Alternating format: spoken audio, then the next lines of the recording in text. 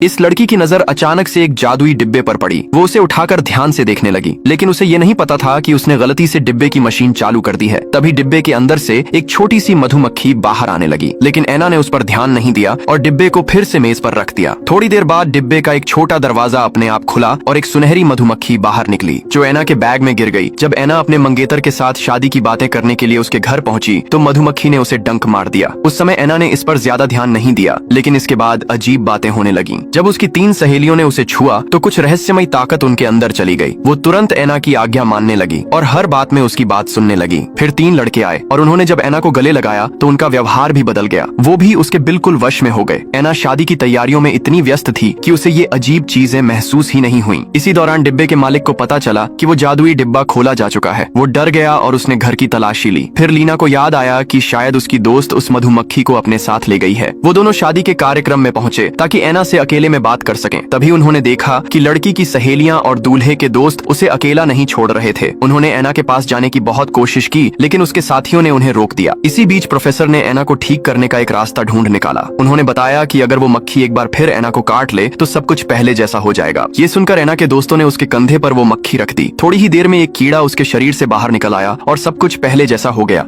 इस लड़के के सामने तेज रफ्तार से दौड़ते हुए भैंसे आ गए, लेकिन सभी ने जानबूझकर उससे दूरी बनाए रखी। तभी एक बूढ़ा भैंसा उसके सामने आकर खड़ा हो जाता है और अपना सिर झुकाकर चुपचाप वहां से चला जाता है। लड़के को एहसास नहीं था कि जब से उसे शेर ने काटा है उसे जानवरों के राजा की शक्ति मिल गई है। वो अपने भाले को एक ही झटके में हजारों मीटर दूर फेंक सकता था। ये देखकर हिरण्य उससे इतना डर गए कि वो भागने की कोशिश करने लगे, लेकिन लड़के की दौड़ने की रफ्तार काफी तेज हो गई थी। वो चीते से भी तेज दौड़ सकता था, यहाँ तक कि उसकी छलांग भी बहुत ऊंची हो गई थी। वो एक ही छलांग में गहरी खाई को पार कर सकता था। लड़का अपनी शक्तियों के बारे में बहुत खुश था, लेकिन अचानक से उसके कान में एक गोली की आवाज सुनाई देती है। वो भागकर एक पेड़ के ऊपर चढ़ गया और दूर तक देखने लगा। अचानक से उस लड़के की नजर बाज की तरह हो गई। वो हमलावर शिकारियों के समूह को साफ साफ देख सकता था। वो दूर से उनकी बातचीत को भी सुन सकता था। लड़का तुरंत ही उनकी ओर भागा, लेकिन तब तक वो शिकारी वहां से जा चुके थे और उन्होंने सभी भैंसों को मारकर उनके सींगों को उखाड़ लिया था। ये देखकर लड़के ने एक शिकारी बनने की कसम खा ली, एक ऐसा शिकारी जो इंसानों का शिकार करेगा। इस बात को 16 साल बीत गए। वो लड़का अब एक खतरनाक हत्यारा बन चुका था। एक खास आदमी को ढूंढने के लिए वो खुद को कैदी बनाकर जेल के अंदर घुस गया। उसे जेल के बॉस के ऑफिस में ले जाया गया। मौका मिलते ही उसने हमला कर दिया और वहां मौजूद सभी शिकारियों को मार डाला। उसने दीवारों पर छिपकली की तरह चढ़ाई की और अपनी ताकत से लोहे का दरवाजा तोड़ दिया। ये देखकर पूरी जेल में अफरा तफरी मच गई, लेकिन कोई भी उसे रोक नहीं पाया। जल्द ही वो जेल से बाहर निकल गया, लेकिन वहां पर उसका सामना एक ऐसे खतरे से हुआ जिसकी उसने कभी कल्पना भी नहीं की थी।